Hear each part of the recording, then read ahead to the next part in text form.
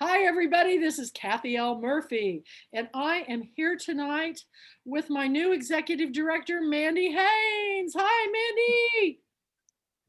Welcome. Has everybody got their mutes off and their videos on, and we're all ready to go? Well, welcome to tonight. Here's Tamara.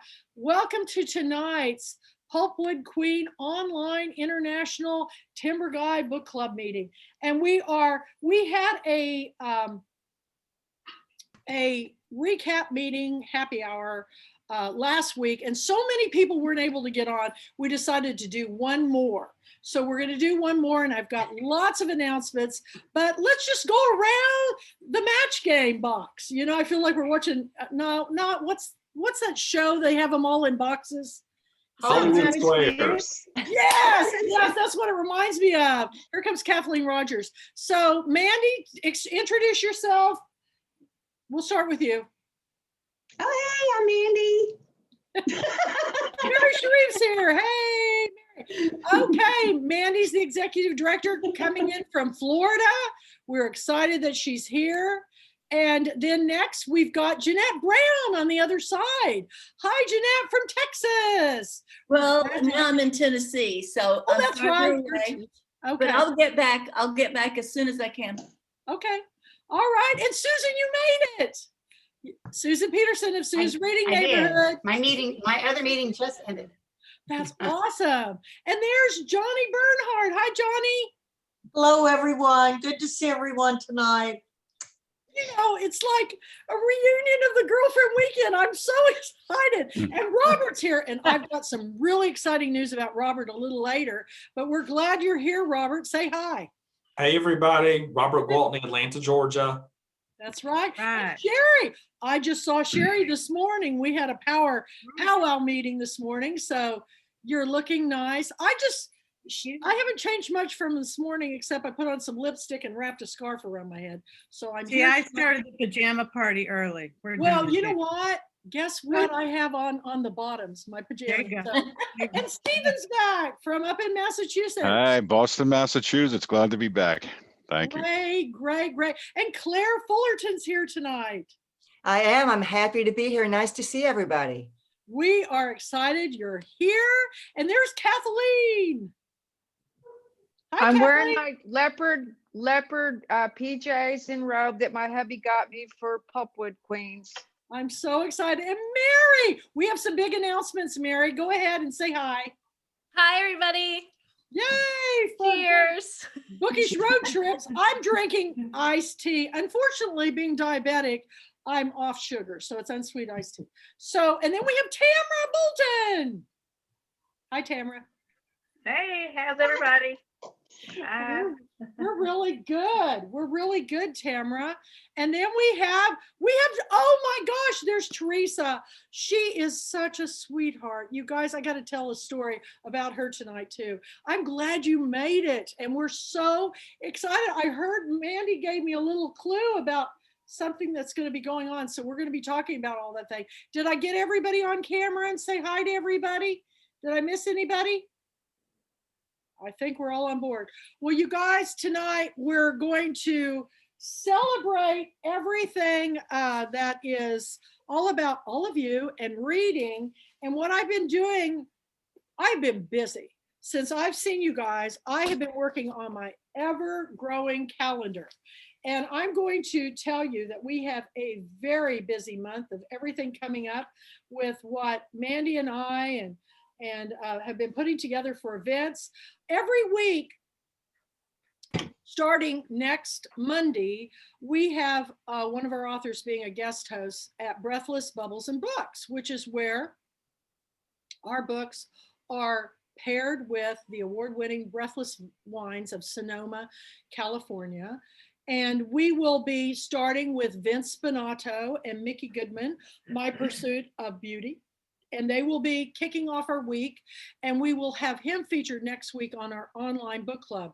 Maybe Mandy, you can kind of make a note and we'll put a schedule up so everybody can see it on everything that we're doing. But Vince Spinato, Mickey Goodman, Pulpwood Queen Online Book Club on the 2nd of February, and 1st through the 7th with Breathless Bubbles and Books. So Vince is one of these people that if you talk to him for 5 minutes, you're going to hear the craziest stories of your life. He's highly entertaining. I suggest that you do not miss his blogs or do not miss the book club in February.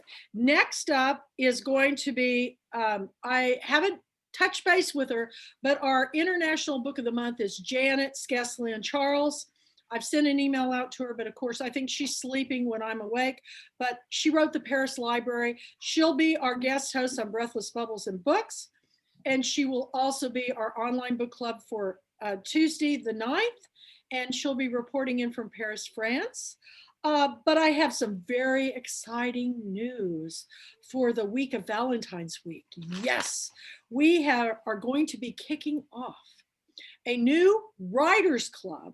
Last year, we started the online book club. You know, for 20 years, we've been running the book club where we all meet and discuss the books together.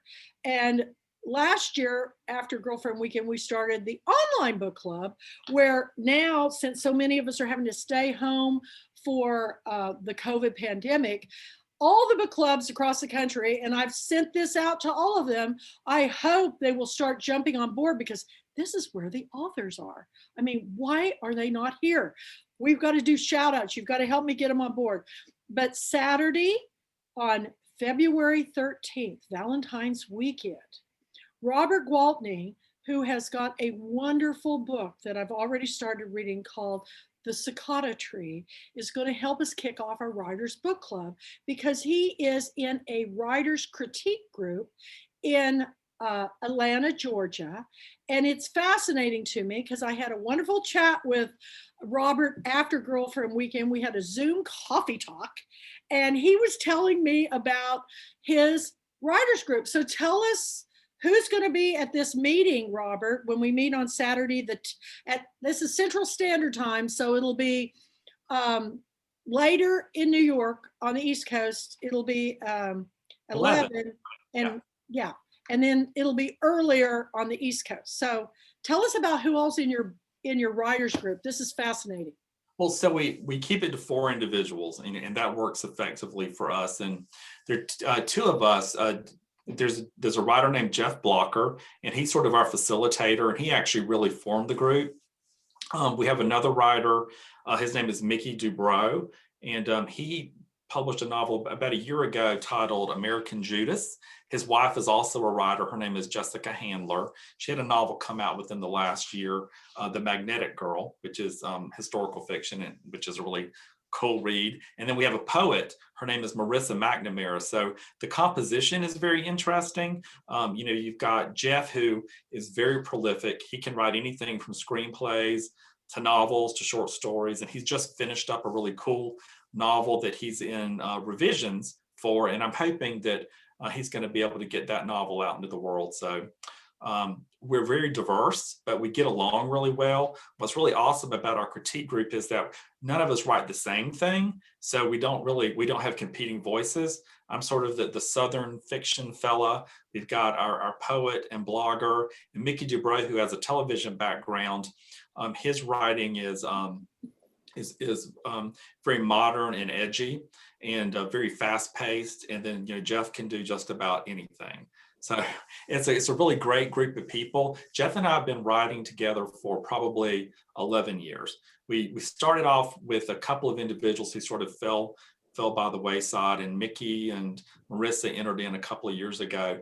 But I think what's key to having a productive critique group is that, first of all, that you genuinely care about one another, that you have everyone's best interest at heart, and there's never a sense of competitiveness within the group. So it's been a wonderful experience. And I don't know, I suppose I would have gotten through this novel, The Cicada Tree, without them, but they really did help foster a sense of accountability and support. We meet every 2 weeks. So it's been a wonderful experience. And, I think that what's critical is trying to find people who write better than you, so they can inspire you to move forward in your work. I never want to be the smartest person in the room or the most talented person in the room, because there's no opportunity for growth. That's a really good point. after talking to Robert about this, and I knew I was going to be starting the Writers Club, the reason why I thought it was fascinating is, I could have picked an author that has a whole body of work, but I want to show newbies, people who've never written a book before, that, it takes a village to really, build something. And I think the writers group, I know that Johnny's, Johnny, are you in a writers group? Or is it, I'm thinking of, maybe it's Ann Weisgarber. Ann Weisgarber's in a writers group. There's several of my friends, authors that have been writers group for long times. And I think it gives you accountability because you've got to have something to bring forward.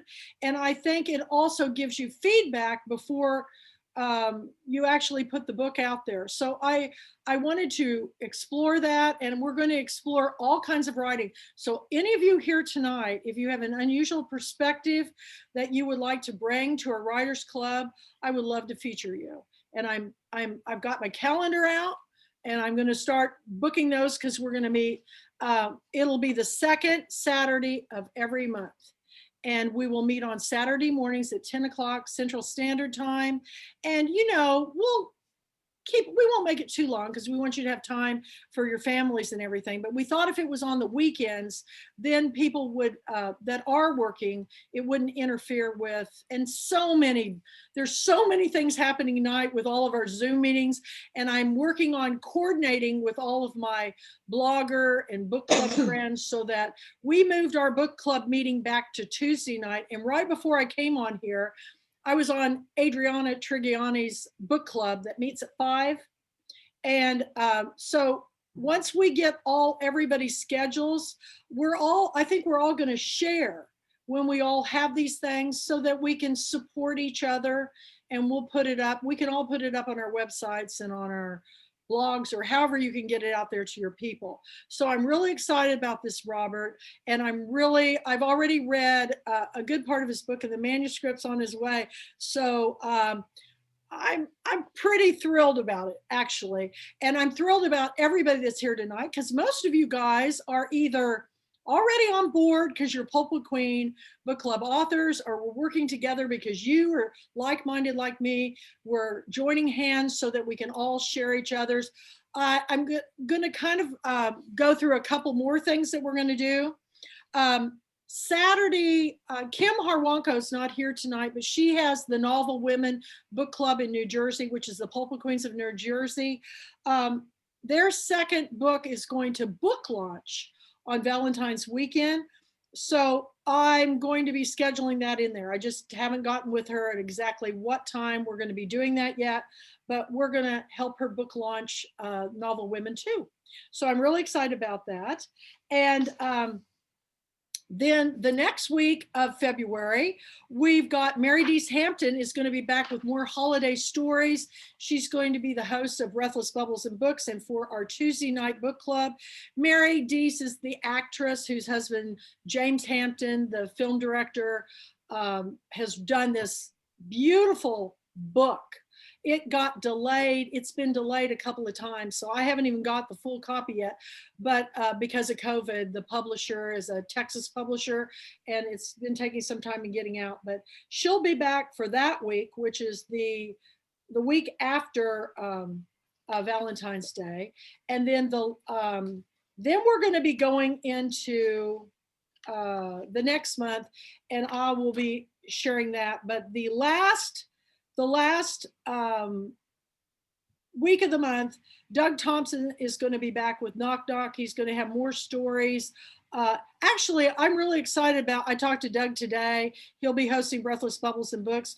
He runs an insurance agency, and he said, "Did you say you were 64?" And I said, "Yes, I did, Doug." And he goes, "Have you navigated the Medicare, Medicaid insurance, ocean of stuff?" And I go, every insurance company in the world sending that to me. He goes, "Let me explain it to you. No obligation, but I want to hear about it." So what a wonderful resource he's going to be for me, because I'm telling you, negotiating that is like not easy. So we've got this full year that I'm going to be planning where all of you whenever your month is, are going to be hosting Breathless Bubbles and Book.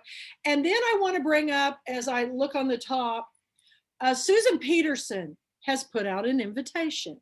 Susan, tell us all about your invitation for Sue's Reading Neighborhood. You have to join. You have to join. Okay, go ahead, Sue. Well, we're starting with Stephen tomorrow. What I'm doing these little, I call them author spotlights. So basically, I'm emailing questions to them. They email the answers back to me, and I post the interview up on the page tomorrow. And then during the day, people can respond and comment, and it's easy. I think it's easy for the authors because they don't have to be online all day. They just have to come in and check in a couple of times during the day. Any comments or questions, and that's about it. But I've got, I think, 8 lined up. More emails I have to send out to people. So that's Sue I've got Peterson. one every week for the next 2 through March, I think. Well, I can't thank you enough. You know that, you guys, It's been fun. she has a huge following, and That's she, great. you know, it's wonderful for you to offer that to us. And I know we're doing the same thing with Annie McDonald of the Right Review and A Mighty Blaze. A Mighty Blaze is now accepting authors. And if you don't know what that is, it's another blog run by New York Times bestselling authors Carolyn Leavitt, who's up Stevens Way, and Jana Blum. And they are, you email me and I'll get you the contact. But basically, she's scheduling for this year now, but they get you in the system, and it's different days, and I'm not sure exactly how their schedule works yet, but I was featured on it. And what they do is they ask you, what's your local independent bookstore? So they not only feature you, they contact the owner of the bookstore, the independent bookstore that is in your neighborhood, and they get the owner on. So they're helping promote individual authors. And I did it with Sherry. Sherry, you want to talk about that wonderful experience we had? Because I did it with Main Street Reads, and everybody said, why don't you pick a store in Texas? And I go, nobody does what Sherry's doing for me in the Pulpwood Queen. So I want to support her store. No, it's totally fun. And I think it's a great shout out to Anne to introduce those indie bookstores to authors and how much they're doing out there too. It's super important. I love it. Yeah. Well, being a A former, live interview, or it's an is it- interview. They have a very energetic young woman who makes me look calm. And then they have a tech, I know. And then they have this tech person who works behind the scenes. And now Mandy's doing this for me. But it was so funny when they interviewed me, they said, well, you know, I've been running the Pulpwood Queen Girlfriend Weekend, and then Simon & Schuster sent me a galley, and we read this book by this new guy named Jamie Ford, and everybody fell in love with his book. And I go, then for 5 years, he was my co-host of my annual Girlfriend Weekend. Jamie Ford, you know, New York Times Now best-selling author of Hotel on the Corner of Bitter and Sweet.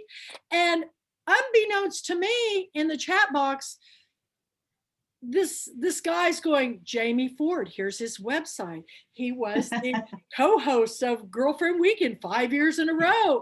He and Kathy, he has an all-line. I mean, he's putting all this stuff up, and I went back and read them later, and I go, oh my gosh, I need that guy. And come to find out, you guys, this guy is in an all-male book club that meets in the basement of an independent bookstore, and they discuss books and they drink whiskey, you know, really good whiskey. And I was telling him after the show that Jamie Ford just happens to be in an all-male book club in Montana, and they meet in a bar and they all drink and discuss books. And in the conversation with him, I said, you know what we need to do? And we're going to do this as soon as they start meeting again. They're not meeting in person because of the pandemic. But when they start meeting again, I'm going to get the Pulpwood Queens and these two guys book club, and we're going to do a gigantic mega boom, and we're going to compare women's book club with men's book clubs.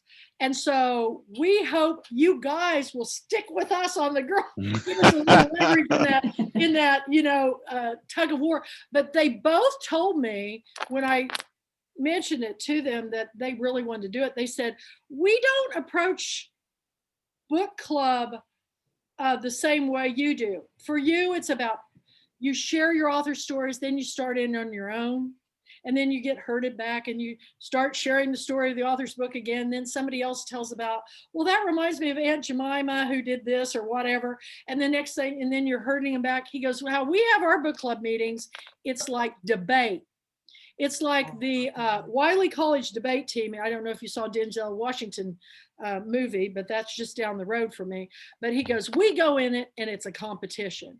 Who's going to sell their point of view and win the most points for, the best argument? And then they drink. And I go, well, the Pulpwood Queens drink wine. I don't have my wine glass, but we have breathless wine and we bring our bottles too. But I think it will be a wonderful conversation, not to be in a bad way, but to just show that one's up in Montana and then one's, in another part of the world. We all bring our own individual reading experiences and life experiences into our book clubs. And that's why when somebody starts a Pulpwood Queen chapter or a Timber Guide chapter, I had a Timber Guide chapter in Jefferson, Texas for a little while. And these guys were all involved in the theater because we had 4 theater groups in Jefferson. And I said, well, the first meeting, when do you want to have it? And they told me, and I said, well, I'm so excited because I just spoke to Dan Rather and he's sending you all copies of his book and you're going to be able to talk to him. And they're like, what? I go, yeah, we bring the authors into the conversation. But Dan Rather had written a book and he thought that was really cool that I had an all-guy book club. So you just never know who might show up at your book club. If I'm always amazed. I'm always amazed at who comes to the door. So we're doing those things. And Sherry and I had a wonderful time doing that with the Mighty Blaze. And she has a wonderful book club. Now, while Sherry's right here front and center, Sherry and Mandy and I are going to be scheduling a Zoom meeting that we want you all to join because she's going to continue to sell our books for the entire year. And so, if your book hasn't come out yet, we want to make sure that she can get copies of yours. So, and Sherry will let us know, keep those signed book plates coming because she gives discount to Pulpwood Queen. She's created a virtual store on her website, and she's going to walk us through the best way to order the books so you get the discount and the shipping and the signed books. But it is not just a girlfriend weekend project. We had, oh, that was my little cat. She's wild. We had, a start for the thing, but it's really my fault. I scheduled so many things. Fig, stop it. I've got a Tasmanian devil around my feet. So anyway, I said, we started out, but I scheduled them so close together. It was hard for people to get online to order. So we want to support her because she put this whole store up. She's got all your books listed. It's going to be a wonderful way to keep, books in the hands of people. And even if it's not a Pulpwood Queen book, we can order your books from you, right, Sherry? Yeah, absolutely. And we're going to continue on our blog posts and things highlighting. We highlight books in the store that are signed copies or that have signed book plates. So we'll keep doing that all year long, and we'll make sure that they all get promoted. So yay, great books. Yeah. Baby, bring up baby. Where's the kitty? He's wild, man. He's been asleep all day. And now he's just going, Mom, you're not paying any attention to me. And anyway, that brings us to our pet day. You'll see the bracelet came off. So, babies, teenagers, whatever. But I am so excited about it. So a Mighty Blaze. And then we have Mary Sharif here. And she's got, of course, she's a wonderful author and one of our Pulpwood Queen authors, but she also runs a blog. And she offered something to me, and I'm doing a Zoom with her this Friday. Tell about what we're going to do, Mary, with you. So we're going to have Kathy come on as like a special guest the first day of every month and do a quick introduction of all of the books for that month. So it'll be like a video kind of thing. So we're going to give it a try. And we're going to do, I think we're going to film like 3 of them on Friday. So we'll do February, March, and April and see what kind of reaction. I'm really excited about it, which reminds me, I better get all those books ready. So get them all lined up and stacked up and ready to go. But the generosity of everybody. So I want to in turn encourage you to join Bookish Road Trip, Sue's Reading Neighborhood, you know, Adriana's Book Club, A Mighty Blaze, And Pros and Pandemic. Eileen's supposed to be here tonight, and she's in another writers group right now, but we're trying to grow this community so that we're all not, instead of just little bits here and there, people know that if they come to any one of us, we're going to be sharing everybody. Does that make sense? I think it will be more productive and work more and help get more of your books out into other people's hands, and more of, you know, whether you're narrating books, because we have Teresa down here below. We haven't talked to you, Teresa. Tell them what you do.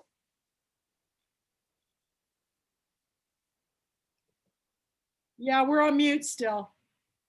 In the lower left-hand corner.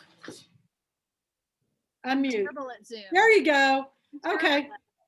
I rarely Zoom. Sorry. I'm usually. Oh, it's fine. If you've done as many as I have now, you know, you learn how to do it. Okay. Yeah, I'm all alone, usually just in my little booth here, talking to myself. So it's unusual to have other people, other smiling faces to even look at. I started recording books, doing audiobook narration. Can you hear me? Barely. You might lean a little bit forward. There we go. So I narrate audiobooks, and I contract through ACX, which is the big platform for Audible, but I also contract through something called Findaway Voices, which deals with the independent bookstores and libraries as well. I've just been so excited to connect with the great storytellers that you bring together. I just feel like it's such a privilege. And I'm just overwhelmed by everybody's generosity and kindness.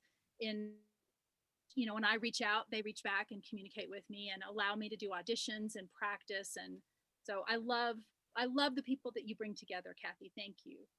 Well, you guys are all you're just fun to play with. I mean, we're having a good time. But you just did Johnny Bernhard's book. Is that correct? I did. Johnny really opened this door for me. Thank you, Johnny. And that, let me tell you, you are on a good project to get on, because that's a great book. But tell a little bit about you and Mandy, what you're going to be doing.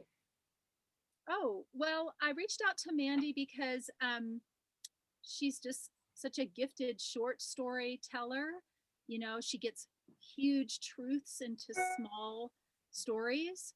And I interacted with another narrator who's doing a podcast highlighting short stories. And so I just reached out to Mandy and asked if she would like to share something with me. I reached out to a couple authors actually to see if they'd like to share something with me that I could record. And then this other narrator who runs the podcast would do a quick interview with me. We talk about the author and me. It's just an opportunity to cross promote.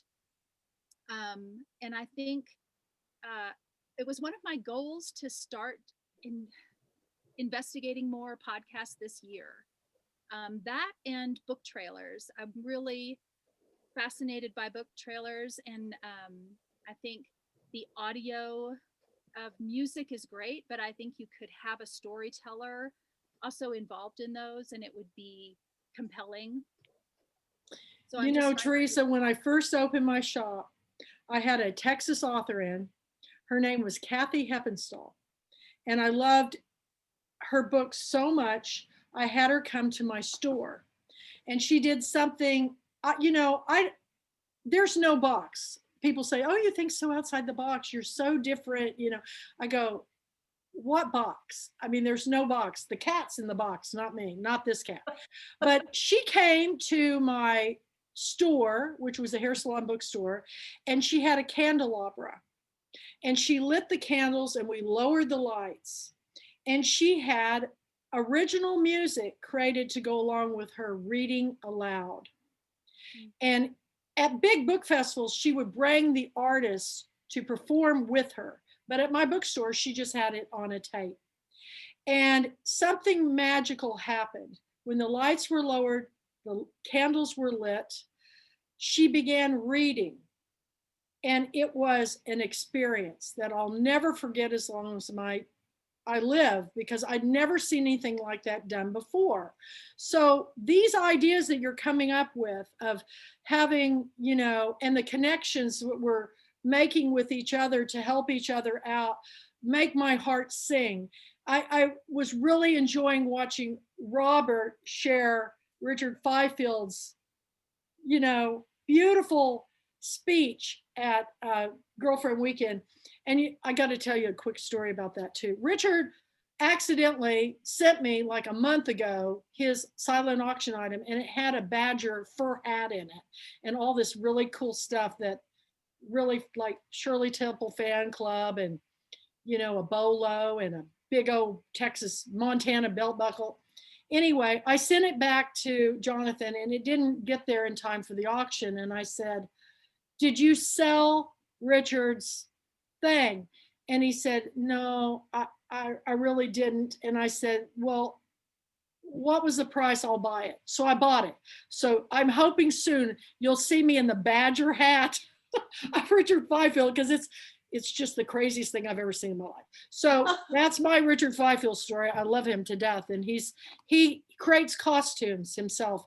I got when I had him on one of my shows, we got to go into his office, and he showed me, he is so organized. He's got every little button, every little brooch, every little knickknack. He sews and he creates these wonderful costumes, and I just want to go to his house. So, but back on track, Kathy, because, you know, just like anything, squirrel, and I'm gone, and it's behind me, running under the couch. But these connections that we're making with each other are, you know, it's like what I tried to end the Girlfriend Weekend with the video of Shah Rukh Khan giving this iconic speech of what you put, and I think it's the guy who wrote The Alchemist, I think it's his quote, but it says, what you put out into the universe comes back to you. What you all are putting out, I mean, not me, what you all are putting out into the universe by sharing other authors, lifting those up who are behind you, reaching out to authors to do joint adventures, is going to come back to you tenfold. I got a letter today, and I can't read it because I haven't got permission yet. But I got a 3-page letter from G. Claire, and I'm just going to show you a handwritten note of what the Girlfriend Weekend experience. If I talk about it too much, I'll cry. But I will tell a quote that she put in it. She had scripture that was amazing. I will tell one quote that has always stayed with me my whole life, because it's from Irma Bombeck. And I think most of you may have heard it, but she said something like, I believe, said something that I believe Irma Bombeck said something that I believe belongs to you and all of us Pulpwood Queen authors. When I stand before God at the end of my life, I would hope that I would not have a single bit of talent left, and I could say, I used everything you gave me. And there are no words for a handwritten note like that. That's the way I feel. That's what Girlfriend Weekend is to me. And that's what all of you are to me, because what you put out into the universe, it is coming back to me tenfold. And I can't thank you enough. And these, you know, I'm such a crybaby, but it was wonderful. And what was also wonderful about it, and I was just showing, I didn't know that she was an artist. And I just had that and was showing you what I did with that. Now it's not here in front of me. How Does come I Big didn't- have it? Here it is. She's an artist, and this was her card, and it says dream. And look at this beautiful woman with her arms open wide in the spotlight, like all of you that I try to make all of you. And our theme next year is I have a dream. I just thought, this is so profound, it just means the world to me. But it's not, I'm not telling you to all go write personal notes to me. Everybody has to do what's in their heart, but you're doing it by sharing other authors' stories, inviting authors to come onto your blog, inviting me to come on your blog. Yeah. Yes, Mandy. So, which is a good segue to, we want to have a private author group. Yes. So just for authors, where we get together and we just brainstorm, like whoever has who's gotten a ton of reviews, how do you get your reviews? And we'll share different things like that. And then once in a while we can do we were talking about this morning, once in a while we can do a special program too, but this is a way that a lot of authors, because look, every author's going through this right now. And I was telling Mandy and Kat that, there's some authors have spent just a ton on major review sites and stuff, but those people aren't sharing. It's the people like Annie at Write Review and Claire, and those are the folks that are out there sharing stuff, and Mighty Blaze and Breathless Bubbles and Books. So it's become much more of a grassroots effort right now for authors to kind of break through all this, online clutter crap. So it's super important that we can get on the phone with each other and say, okay, yeah, I so got ripped off by that group. Steer clear of the, but just be careful. Here's great ones. Here's things that we're loving. And then once in a while, even do like a special program. Like I would love, love, love to see, and also have it be a talk at Pulpwood Queens for Teresa and Johnny and you, Mandy, to get on and talk about the whole audiobook experience. Absolutely. And what are the advantages of getting an audiobook out there right now? I tell all my clients that the worse traffic gets in Atlanta every year, the more valuable having an audiobook is. So, but it's true. They become a bigger percentage. Audiobooks are gaining a bigger market share every single year. So it's super important. And before I shut up, Teresa, jot me an email. I want to hook you up with the person that I work with most often with author book trailers, because once in a while she's looking for good VO, and it's hard to get good VO out there for a trailer type situation. So it'd be great. There's a lot of really wonderful people that are working on audiobooks too. I don't know if you know Joe Formicella, who has a recording studio at his home in Fairhope, Alabama, but he does a lot of this. I have an author who's working on some books that he is an actor and he does Audible. And then we met Chris Humphreys, which was amazing. And she's going to bring another author. I think there is plenty of work for everybody. I mean, look, next year's Girlfriend Weekend is more than likely going to be a week long, because I'm going to give you time to go to the bathroom. I'm going to give you time to eat dinner. I'm going to give myself a break. From Saturday, I was on Zoom for 16 hours. And now I look back on it and I go, how'd I do that? I mean, everybody's going, how'd you do that? And I go, I was running on your adrenaline high, because I love books so much. And I'm the kind of person that even after tonight's over, it'll take me 2 hours just to come back off the feel goods of all of you guys, because I feed off of all of your energy and your praise. Thank you for everything that you're doing. But I am here for you. And you all have my email at thepulpwoodqueen@gmail.com. And I've got Mandy's information on my website now, but it's mandy.pulpwoodqueen@gmail.com. Mandy she's an organizational genius.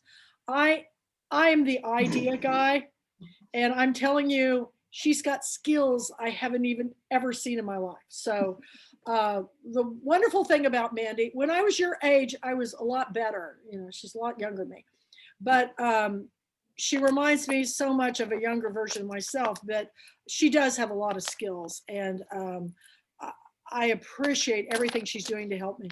But we are all, I want to also tell you about something coming up.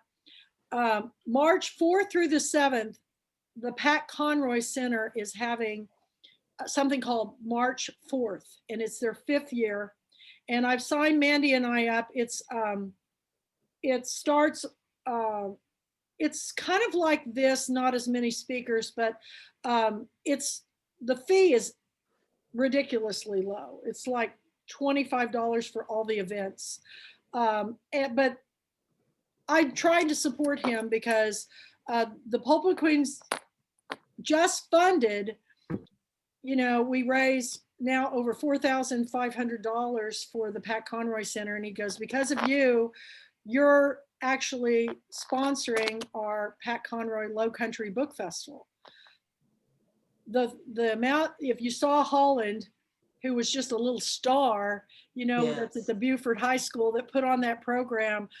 She said, I don't have a tiara. And I said, oh my gosh, I've got tons, but I sent her a new one. I sent her both to, you know, immediately a crown, and poor Jonathan doesn't even have a crown.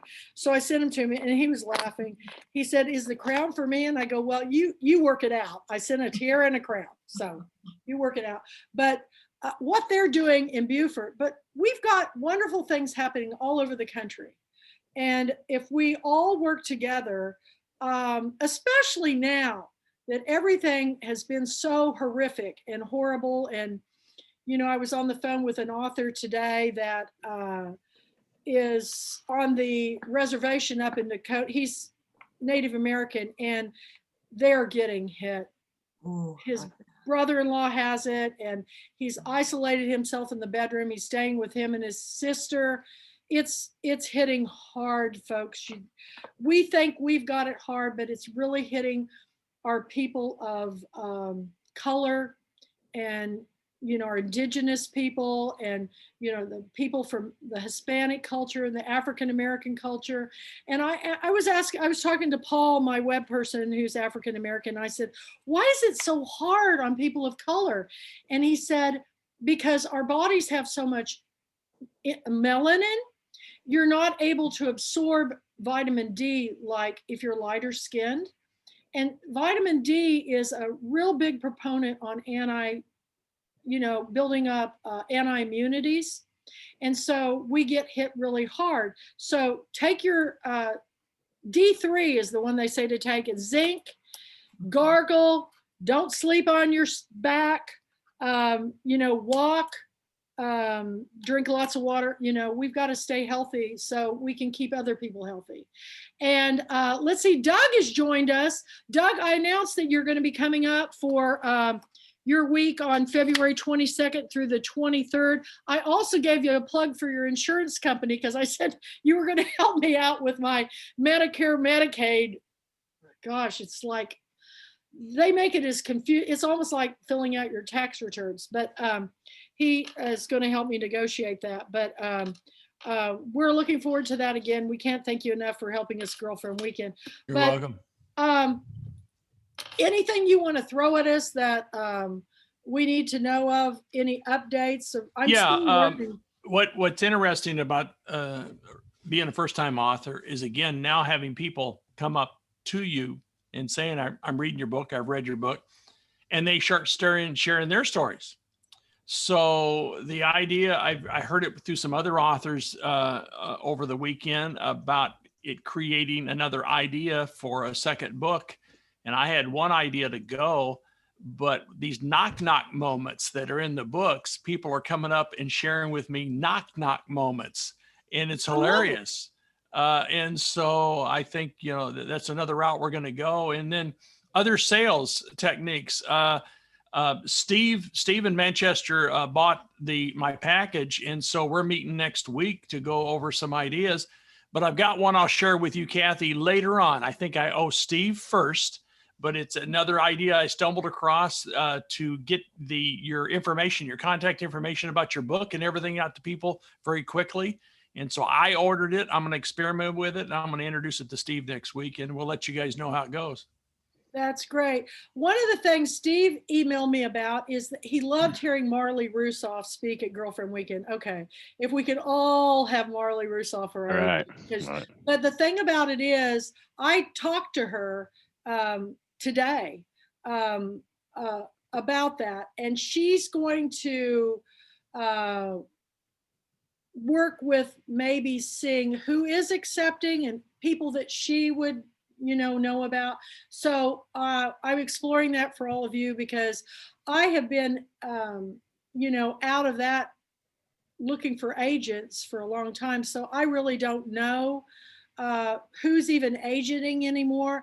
It's the whole playing field. If you I've listened to her. I put her interview. Claire did a wonderful job interviewing Marley. I've listened to that interview 3 times because it takes me 5 times listening to something before I really comprehend every time I listen to it, I hear something new. But I was really listening to her talk about how publishing has changed in New York, and it is so different. And you have to learn how, I think with every individual author, you have to think about what you want for your end result. And my job is to help just give you that little boost out there, and and it seems through the years that little boost kind of helps, so I keep doing it. But I've had so many of my authors go on to really big things, and I've had so many of them get movie contracts, but that whole world is changing too. But in the meantime, what we all need to focus on is, in the Writers Club, we'll hone our skills. And I was thinking that if we get big enough, we could break up into little subgroups of the areas that you're in, and you guys could maybe have another meeting where, or even if you live in the same city, you could all get together or whatever. But we'll get out of my tea. And so we will. When I started my book club, I had 6 women show up, and within 1 month, I had 150. And we all crammed in my shop and wouldn't fit. So then we met for 4.5 years in the upstairs of I had a pretty big house. And then it just got too much with family life, having all these people in our house all the time.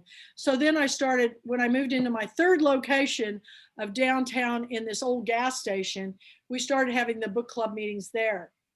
Then we moved it around everywhere. We've met so many different places. We met at wineries, we met at cabins, we've met at people's homes. But what happens, you start with a group, and then as it grows, then we'll navigate those waters and maybe break into breakout sessions, and then all come back together.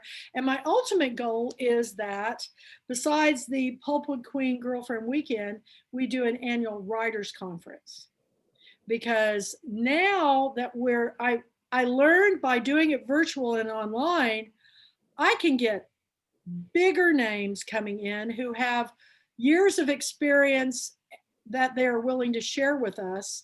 And even, we have now 20 countries that we have book club members and chapters in. 20 just since, we started the virtual. We just had so many join us from Paris and British Columbia and Canada and Malta and all these different places, Spain, that we can even bring more in. So virtual will now probably always stay. As soon as we can get back going, it'll be probably a combination of both. So if you can just get everybody to the table to experience what we just experienced at this past Girlfriend Weekend, and nobody expected this. I mean, I kind of have had to become a chameleon my whole life, because every time I get like in a situation where I think I can just sit back and coast, slam whammy, here something comes and I'm knocked off the tracks again, and I have to start over. And I've become I used to get so stressed out, and I still do some, but now I just go, if we just can wait for it, really a lot of good's going to come out of this time.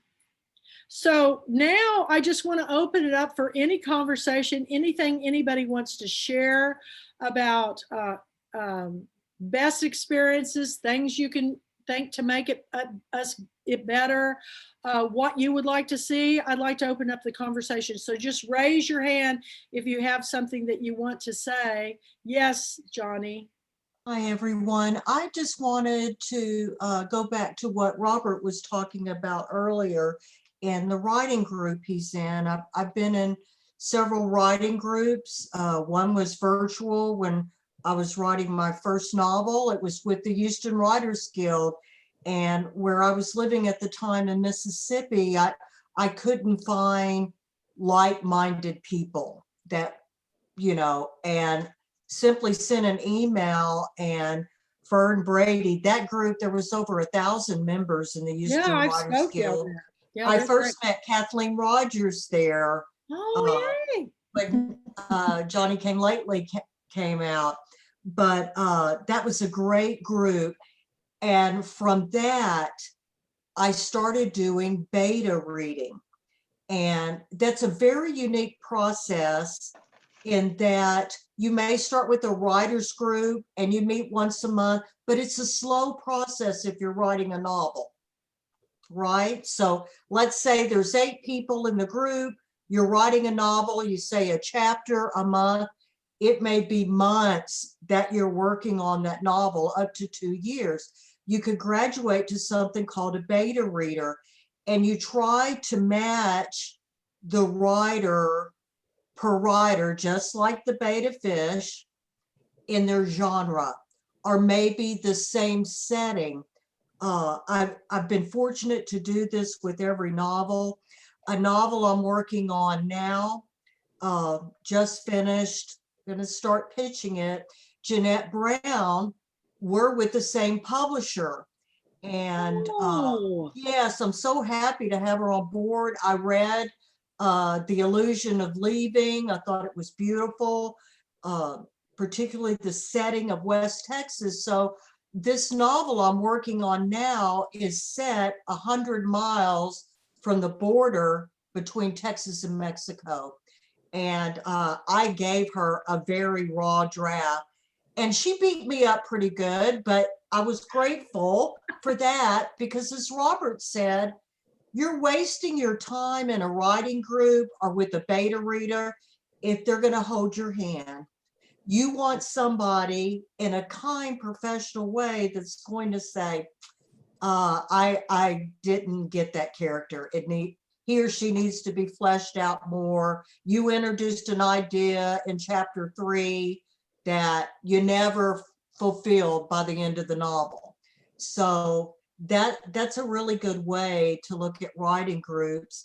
The other, for all you 2021 Pulpwood Queen and Timber Guy authors, there are a couple people out there on Facebook doing book reviews and book blogs. Mary, I'm going to join and participate. Thank you for the invitation. And I always bet these groups about in what way are they being administrated?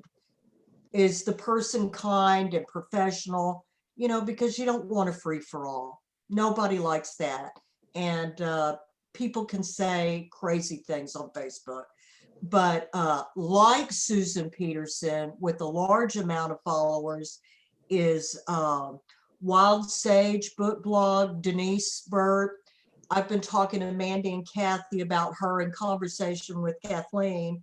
She's just lovely. She's based in New York. So you see, that may open up a whole new territory for you as an author, although she has readers from everywhere. Now, the lovely thing, just like Susan, she's going to read your book, actually read it, and write a legitimate review on Amazon and Goodreads. I think she does book blurb as well.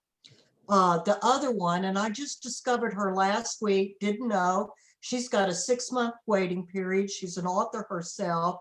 Is Tina Hogan Grant on Facebook. You could friend her. She's lovely. She's English. So her whole concept is called Cuppa, C-U-P-P-A. And she, being very British, has her cup of tea.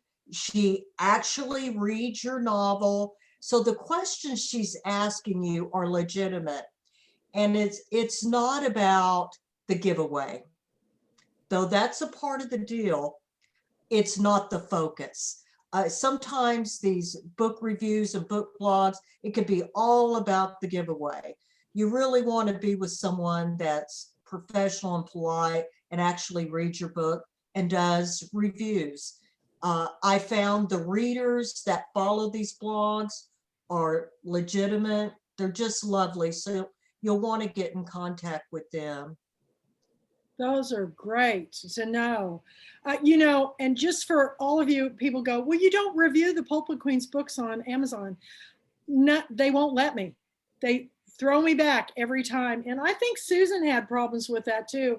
And I don't know why, but every time, 2 years ago, I thought I need to really review every book of the month. So I started doing it and they shot them all back.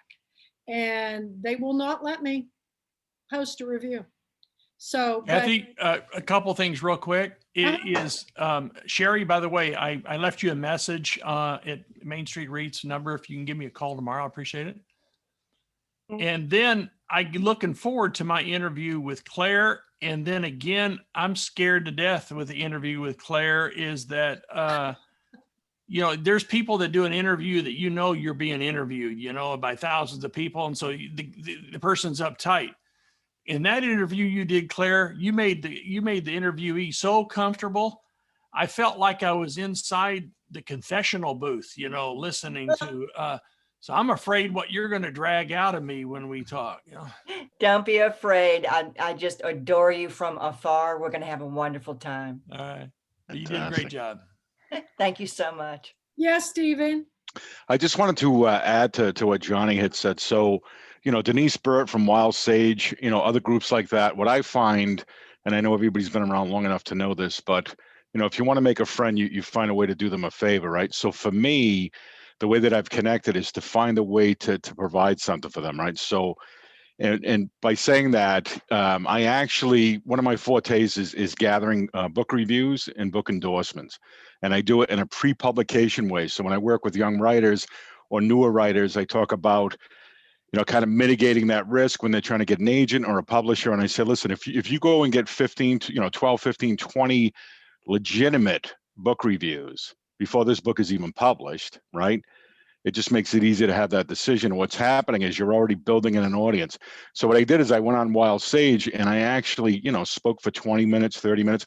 We see them as readers. There's a good percentage of those folks that are aspiring writers as well, right? So they'd love to receive that information. Obviously, I do it in a way where, we're all equals. I'm going to come in. This is how I do it. I'm also going to share some of my contacts with you, some of the people that are kinder, right? So it's one thing to be right. It's another thing to be kind. So I've spent the last 5, 6, 7 years vetting a lot of those lists and working with people. But usually it's me kind of offering up 20 minutes, a half hour of my time. This is how I do what I do. And then the next thing I have some new readers, some new friends, and it's really a cool way to network. It really is. It really is. And, I have to speak up for Stephen because before I even practically, I haven't recuperated from the girlfriend weekend. I just all of a sudden got all these new wonderful reads, including new manuscripts. I'm just like, I'm so excited about this. And Mandy too. I mean, this dad book, this is my weekend, what I'm going to be doing. I'm going to start reading this weekend. But right now, I'm just trying to get all the videos up onto YouTube. Sure. This is the one thing I didn't realize how long it takes. It takes a long time. But I've got 3 of them up, more coming. All of you will be featured. And they'll eventually all be up there so that you can share them with everybody. But in the meantime, share the ones that you see, subscribe to the channel. Hit that bell icon And every time a new one comes up, you'll get a notice. And I thought, so that's what that is. You know, when you go on YouTube and you see things that you like, if you hit subscribe and that bell, then every time that musical artist or that person, you get an advance notice. And I wish they had that for, well, there went that cat. I wish they had this for you guys, it's right behind me, for all of your posts, because if you don't tag me, I miss them. I totally miss them, and I will share anything. Luckily for me, most of you are sharing things, sharing photos, sharing pictures. I know Kathleen, oh my goodness, all the good she's been putting out into the world. It's been great. Claire, I mean, this interview with Marley was fabulous. It reminded me of when I was doing the Beauty in the Book shows with Random House. They sponsored me to do 15 online shows where I was the host and interviewing 15 or 13 of Random House authors. And it was everybody from Anna Quinlan to Frank Delaney. Frank Delaney was the BBC talk show book club host for 30 years. And I was a nervous wreck because he was doing a daily blog on the Odyssey. And I was just like, oh my gosh, this guy. And he was so fun. He's Irish, first of all. And by the time it was over, I was madly in love with him, and I had the best time of my life with him. And I really, Jan Martell, Fanny Flagg, Pat Conroy, they're all up on YouTube now, the Beauty in the Book show. So I had a wonderful time. But don't, if people love books and you love books, they're going to be very generous. There's nothing to be afraid of. Claire is a lovely person. There's nothing to be frightened of. And I hope we're going to be doing a lot more things in the future, Claire. So her voice is just like the best I've ever heard. And I want to share another guy I was talking to today is Sean Fargedy, who does the Stories That Empower podcast. If you have not, every Monday he puts up a new author and their story.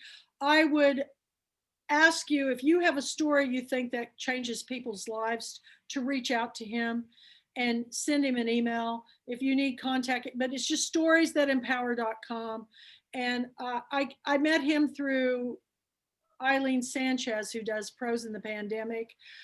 But what I'm seeing happen is the ripple, the stone is tossed into the pond. It creates these ripples and it goes out, and then you toss another and the ripples go out further and further. And pretty soon there's an ocean, that we're reaching out to and crossing to let people. I know that Janet Skesley and Charles loved Girlfriend Weekend, and she was reporting in from Paris. Boo Walker, and I did connect with Leela Meacham, you all. Leela is thrilled that she won the Book of the Year, and she sent me a lovely letter. I'm waiting to read it until I get her permission. I really try to, anything I share, I try to check first, but she's been battling pancreatic cancer. She's doing really great. So we'll continue to pray for her.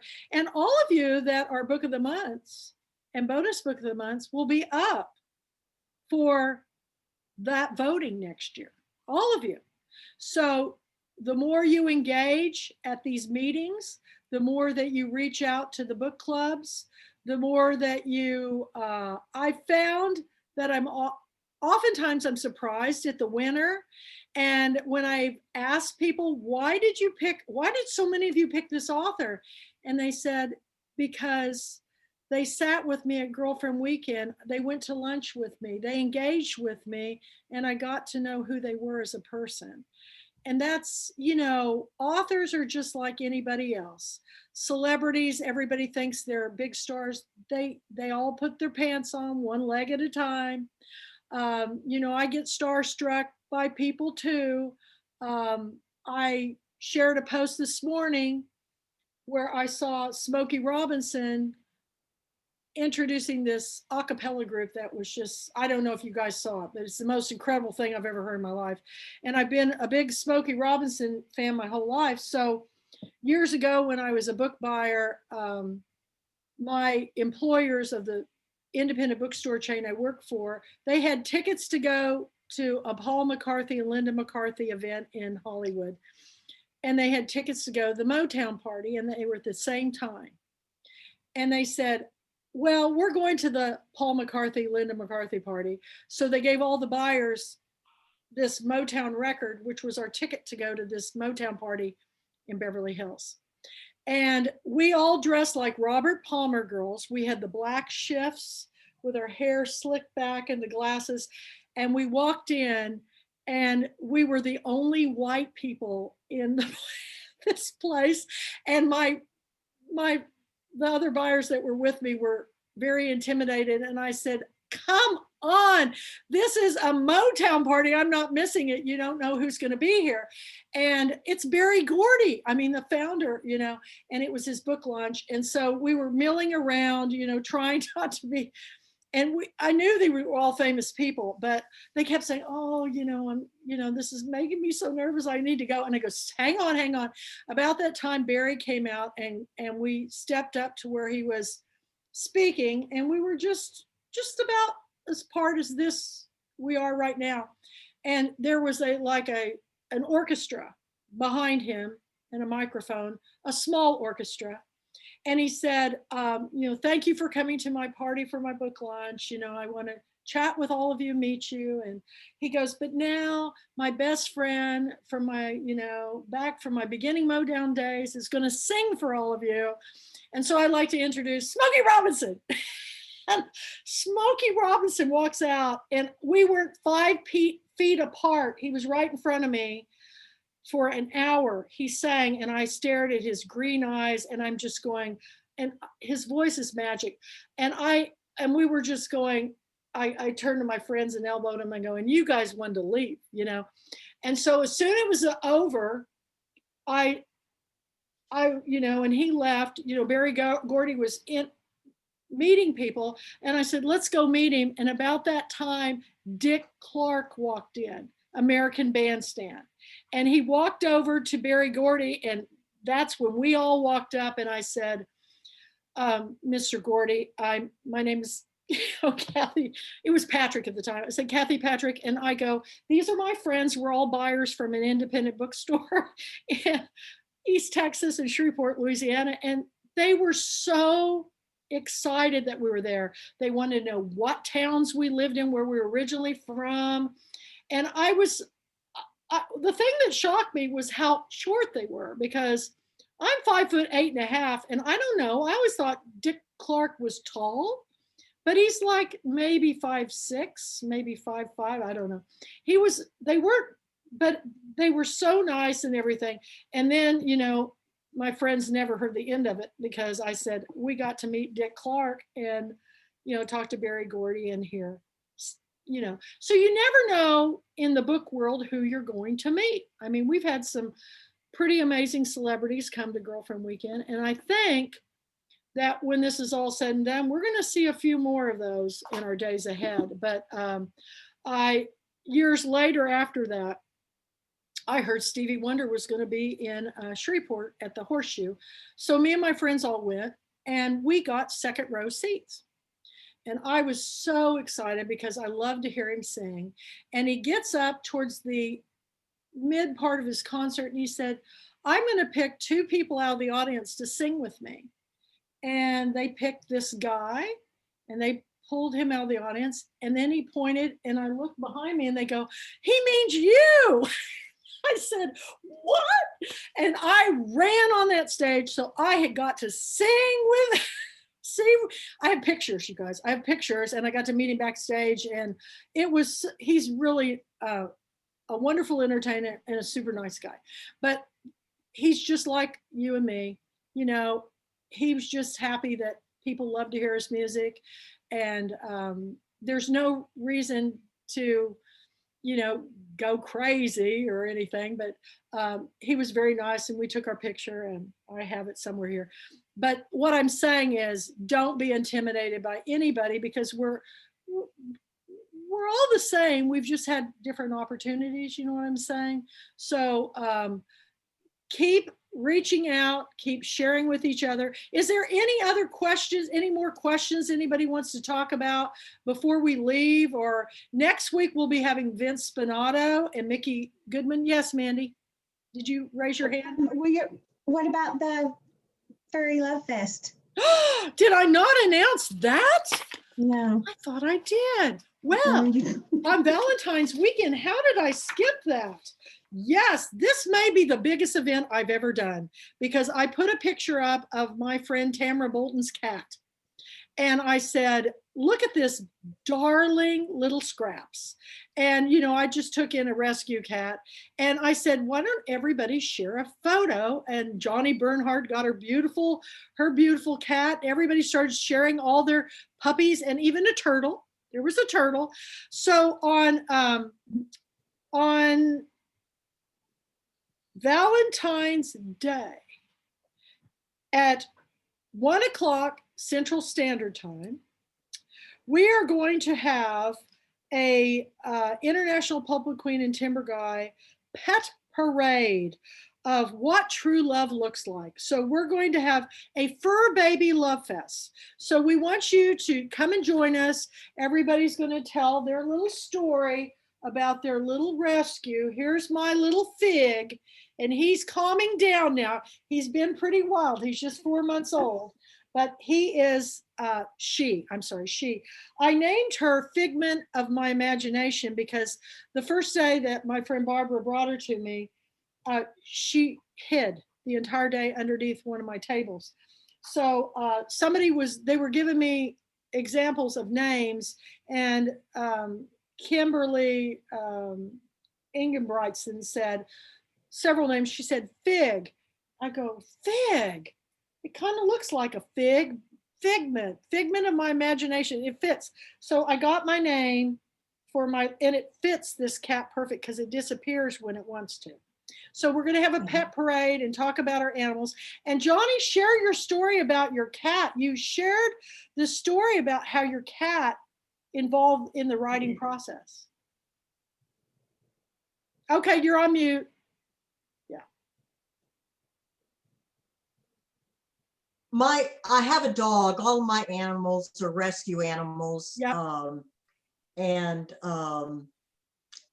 My animals are always either someone's pet in the novel. They're in the books. And Sadie is my current muse. And, you know, our pets are so perceptive to our emotions. And that's why they all go to heaven, right? I remember when I was writing a very moving scene in Sisters, and, you know, writer's tears, of course, and Sadie would come and put her head on my lap. But Poncho, my cat, he's a famous cat.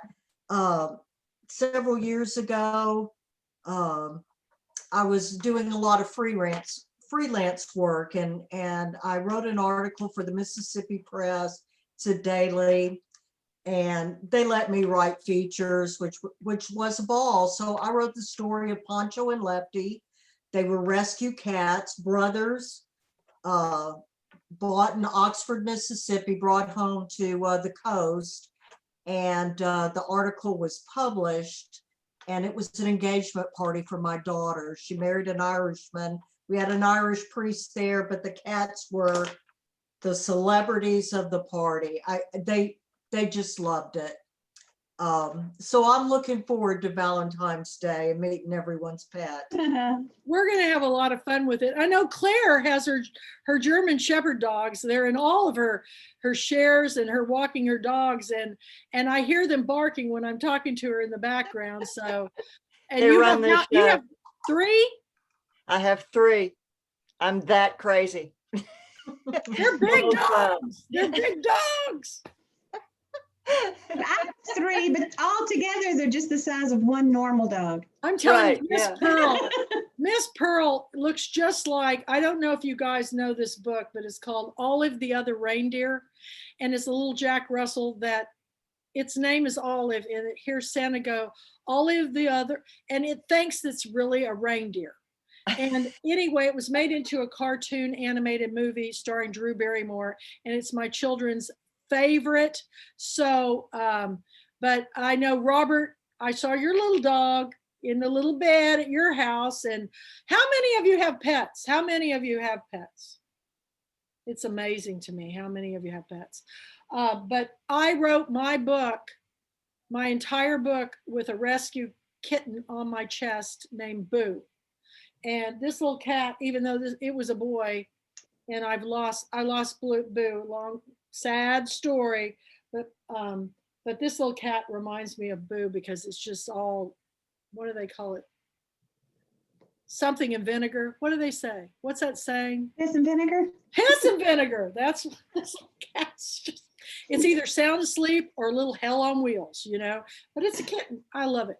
So anyway, we're going to be doing that Fur Baby Love Fest on Valentine's Day at 1:00, and so it'll be an hour later on Eastern Standard Time and 2 hours earlier on Pacific Standard Time. And I put that picture up of Scraps, Tamara, which is named after, tell the story about your cat. It's really, I think that is the coolest looking cat I've ever seen. It's very unusual. Oh. Well, Yeah, thank you're you. on. She is unusual, and she is, yeah, she's got her own personality, that's for sure. But Scraps, the character in the Oz books, is a patchwork quilt girl made of all different scraps and colors of patchwork, and so that's kind of what she looks like. She looks like just this, I don't know, it's like somebody just threw a bunch of paint on her. Well, And that's so kind she of looks what like a this cat patchwork of looks colors, like your little fig. She really Aw. looks like Fig. They could be siblings, but that's the name I came up with her. And she has a crazy zany personality that Scraps does, because she's always in trouble and always coming up with, you know, some kind of scheme to get into the house and get food or get whatever she wants. So You she's know, on Breathless Bubbles and Books, Michelle Cox, who does the, you know, the Henrietta and Inspector Howard mystery series, I said, you know, end your talk every day with a leading question. And she put out there, are you a cat or a dog person? What's your story? I have never seen anything. It was like she got more posts than anybody that's ever been on Breathless Bubbles and Books. And then, you know, people were, I had no idea how passionate people, but when I put that picture up of Scraps, and, you know, I said, we're going to do this thing with our pets. Here they came, you know, all these wonderful animals. And it just goes to show our humanity. I mean, you know, how people treat animals is really how they treat people.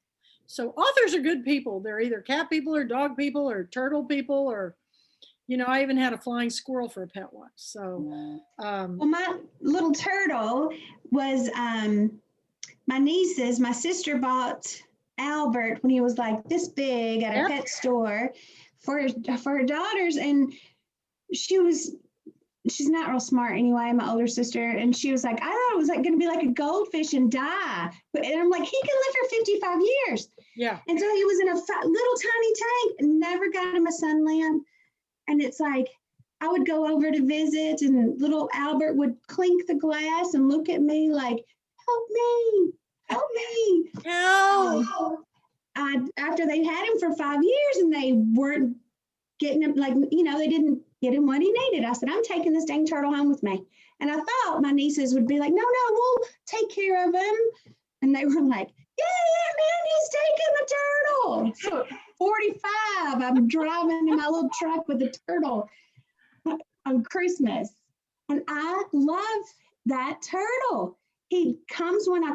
They're smart. They actually know when you're going to feed them, and they look at you and watch you. I'd come We home had from a pet work, turtle. come home from work and come in the door, and he would turn, he'd be on his little sun lamp, under his little sun lamp on his rug, and he would see me and he would jump off in the water, come over to the corner and clink, clink, clink. And so I'd sit and read at the thing, and he'd come over to the glass, and I swear it's like he was reading over my shoulder. I'd get him out and dry him off. He would follow me around the house. He would come to me when I called his name. But when I moved to Florida, he has a 450-gallon outdoor, beautiful spot outside now. So it went I from feel a short story coming on. I do too. My daughter got one of those little turtles. We also had hermit crabs. We've had every critter, lizards, chameleons, whatever. But Well, it was this big, years now. and it got to be where it couldn't fit in our container. So our turtle, 7 years. I talked to the executive director of the Excelsior House Hotel, and in their courtyard, they have this beautiful fountain with koi fish, and they had a couple turtles. And I was talking to him about this, and he said, do you need a place to take the turtle?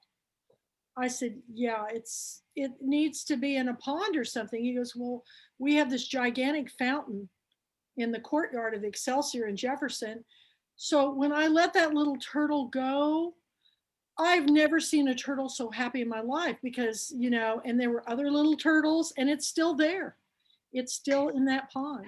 Well, it's funny because Albert was by himself, and my neighbor across the street had, I don't even know what, but he bought some little feeder goldfish, and he came over and just dropped it in Albert's pond. And I was like, before he did it, it was just like, I didn't want Albert to eat a lot. I feed him worms and grubs and fruit. And, just the thought of him eating that little goldfish, it just made me so sad. He didn't eat him. I named him Larry. He is bigger than Albert now. So it's like a big, he looks like a koi out there. It's a children's book. I can see it coming. You're right, Claire. We got a children's book. Curly Larry. And what's the turtle's name? I'm messaging Mandy right now and saying, okay, what you just said, write it down. Well, what's the turtle's name? His name's Albert. My nieces named him Albert. Albert and Larry. Albert and Larry, and then Mo and Curly. I named him Larry because I have Mo and Curly. And is Miss Pearl there? Can you show that crazy little cute little? You got to. She's over here snoring, but she just jumps right up when you say her name. You got to see this dog. I had a Jack Russell named Snickle Fritz. There. Oh. It just loves her. Look at that little baby. She is a baby. She is crazy about Mandy. Oh, okay. That's just too cute for words. And I love animals. So did I miss any other events coming up? Did I ever miss anything else? I think that's it. But I am excited about the private authors group because I just thought that would be a good way for us to get together. Well, we have a private authors group on Facebook. It's the International Pulpwood Queens and Timber Guys Book Club Authors. It's a private group page. So what we have on that page though, don't we already have like other people on it? Because we don't want to have reviewers or anything. This just wants to be, we just want writers, so we don't have to worry about. I think it's just authors. I think it's just the authors. Oh, but it may have bloggers because yeah. Okay. We'll figure. So if we're talking about one blogger, we don't have to worry that we might hurt somebody's feelings or, it's like it'll just be an open thing about this is what worked for me and this is how I did it and without worrying. We'll figure it all out. So Robert, I've got you down for February 13th, 10 o'clock a.m. It'll be 11 o'clock your time, right? Right. Okay. And we're going to have your other 3 authors in. Okay. And we'll have that conversation. I'm very excited. And by then I should have gotten your book and I'll have it read. But tell your other authors if they have something they want me to read to get it to me. And so I like to read all my authors' books before I interview them. Sometimes it's not possible, but I'm one person that I read everybody's books. And I usually read them a couple of times because I read them in advance when I pick them. And then I reread them when I it's coming time for our book club meeting. And I go back, I'm not like that little girl that says, you should only have 30 books in your house. I'm going, are you kidding me? I get back and I reread books all the time. Because every time you reread a book, you get a little bit different perspective because of your age. I mean, I started out reading To Kill a Mockingbird. I was Scout.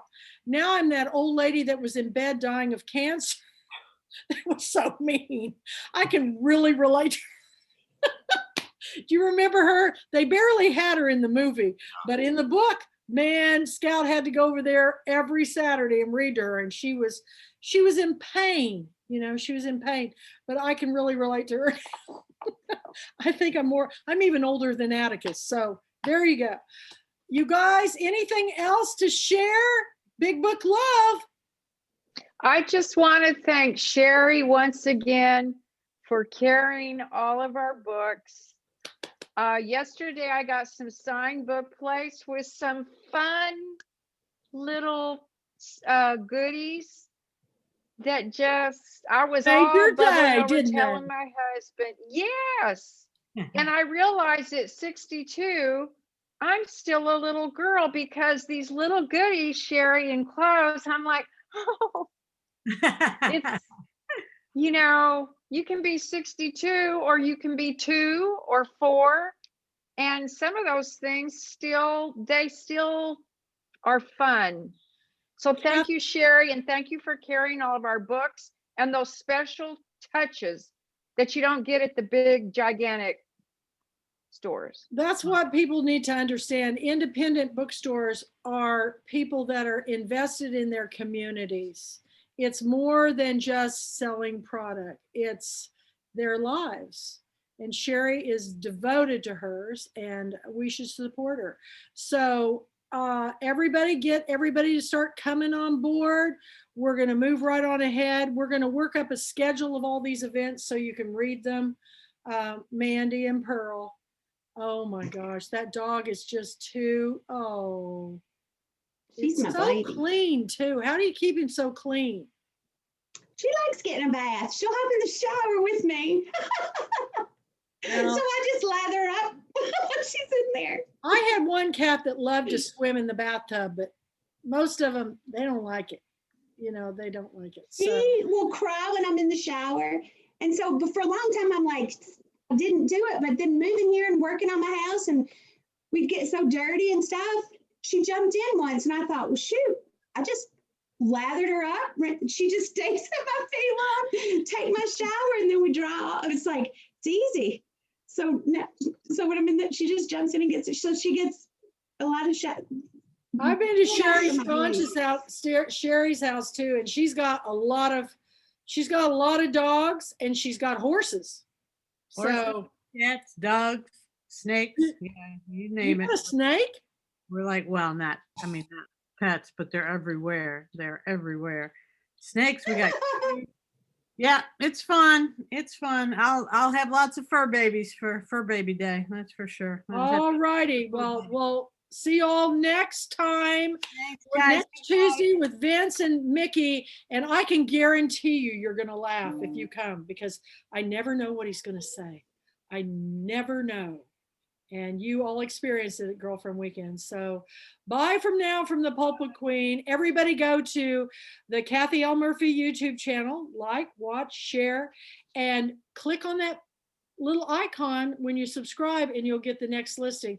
This will all be downloaded on that channel, so you can watch and have watch parties with your friends. You can show your critique group of what they can expect, who some of the people are.